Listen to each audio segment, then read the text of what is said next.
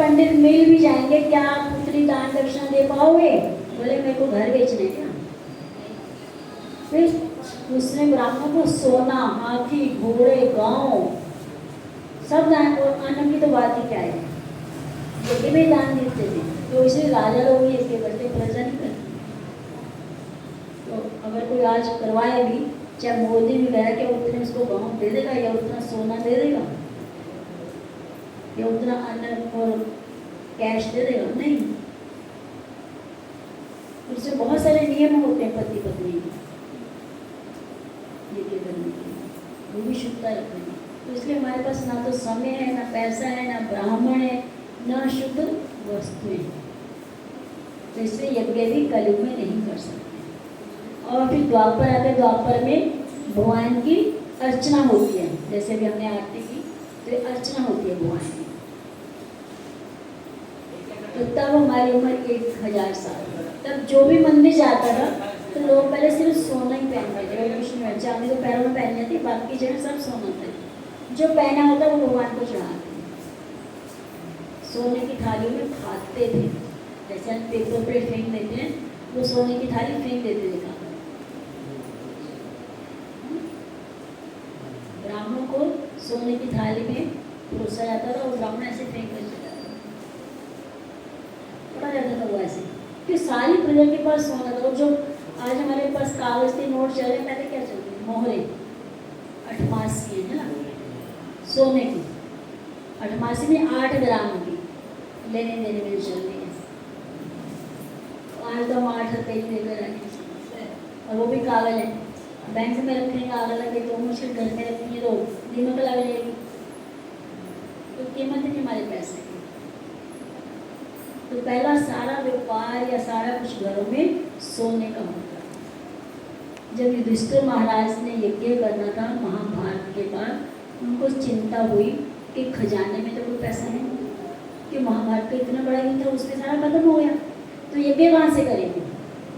तो उन्होंने भगवान को बोला कि पैसा तो है नहीं, पर मेरे को तो यज्ञ करना है, इतने लोगों का मेरे को राजा बनाने के लिए व्रत करना पड़ा, तो मेरे को तो पाप चढ़ गया। तो भगवान ने बोले आप हिमालय के पर्वत पे जाओ,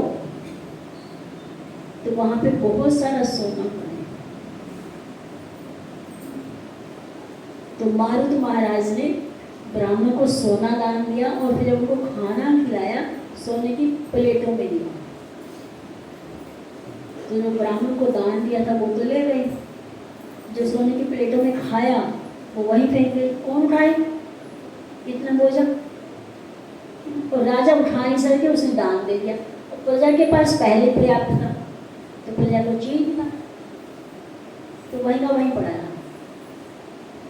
तो फिर युधिष्ठिर महाराज के चारों भाई गए, खासकर अर्जुन, वो वहाँ से उठा कर लाए। बहुत सोना था और पहाड़ था पूरा सोने का, वो उठा कर लाए। तो ये देखो, तो वो भी नहीं अब हमारे पास, ना तो समय है ना ही उतना सोना चांदी या पैसा जो हम भगवान को सुबह शाम जाए और चढ़ाते रहे। तो भैया कलयुग, ना तो हमारे पास समय है, ना उम्र है, आयु है ना, ना ही हम शुद्ध हैं, तो क्या कर सकते हैं? तो चैतन्य महाप्रभु ने सिर्फ हमारे को हरि नाम संकीर्तन यज्ञ दिया है। इसलिए हम हमेशा हरे कृष्णा कृष्णा कृष्णा हरे हरे, हरे राम राम राम हरे हरे। तो संकीर्तन यज्ञ दिया। अगर सब मिलकर इस हरे कृष्ण महामंत्र का महामंत्र बोलते तो ये संकीर्तन है। अगर हम अपना जब वृक्ष पे ऊपर करते हैं, माला के ऊपर करते हैं, तो ये चलते हैं। जब हमारे अपने लिए, संकीर्तन सभी के लिए है, क्योंकि संकीर्तन ऊंची आवाज में करते हैं। यहाँ कोई चींटी, चींटा, मक्खी, मच्छर जो भी घूम रहे हैं, या आसपास के पड़ोस के, सबके कानों में आवाज़ें जा रही हैं। तो संकीर्तन सब अपने लिए भी और सबकी भलाई के लिए भी किया जाता है। कोई ये तो नहीं कान बंद कर लेगा, अगर वो नहीं भी भगवान का नाम लेना चाहेंगे तो भी उनके कानों में पड़ जाएगा, तो उससे भी उनको स्वीकृति मिल जाएगी। पर जब सिर्फ हम अपने लिए करते हैं तो दोनों का अपना लाभ है। अगर हमने अपना हृदय शुद्ध करना है तो थोड़ी सी आवाज में जैसे हम यहाँ करते हैं, तो वैसा ही हरे कृष्ण कृष्ण कृष्ण हरे हरे, हरे राम राम राम राम हरे हरे, इस आवाज़ में करते हैं। और जब संगीत है तो फिर चाहे स्पीकर कह लो चाहे अपनी आवाज़ में ऊँची कर, बहुत ऊँची आवाज़। तो जो इसमें दिया है योगी प्रक्रिया क्या है, इस युग की अत्यंत उत्तम भी है और सरल भी है। कोई भी कर सकता है, पढ़ा अनपढ़ गरीब अमीर, किसी का समय है या नहीं है, सब कर सकते हैं। इसके लिए कोई योग्यता की आवश्यकता नहीं है।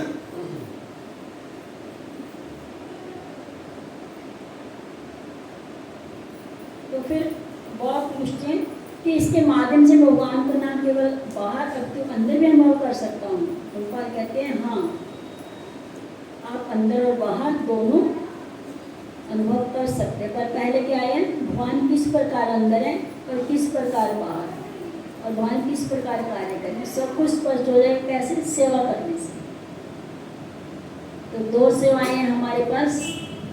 एक पर्सनल सेवा अपनी, जैसे आपको पढ़ना है, ग्रंथ पढ़ने हैं, थोड़ा याद करना है और फिर जप करना है, ये हमारी अपनी होगी पर्सनल। और फिर दूसरी साक्षात भगवान की सेवा,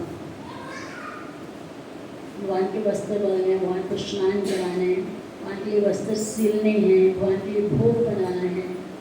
मंदिर में तो बहुत सारी सेवा, पर यहाँ तो ये सेंटर का रख रखाव करना है आपको, झाड़ू पोछा, भगवान के बर्तन या प्रसाद बनता है, फिर उसके बाद बर्तन। जब ये सेवाएं करेंगे तो फिर हम भगवान का अंदर और बाहर दोनों तरह से अनुभव कर सकते हैं, और भगवान खुद करवाएंगे।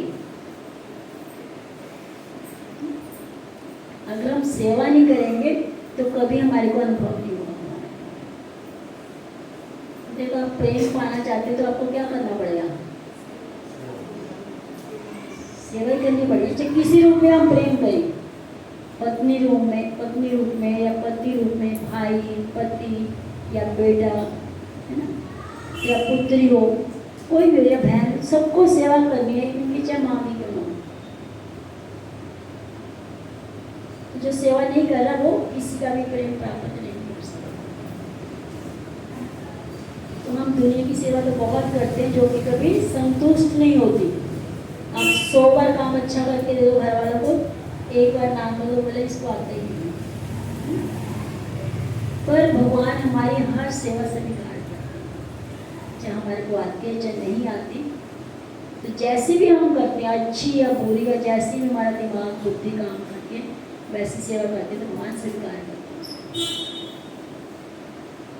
अगर ठीक करवाना चाहते हैं तो किसी भक्त के जरिए आपको बुद्धि देंगे।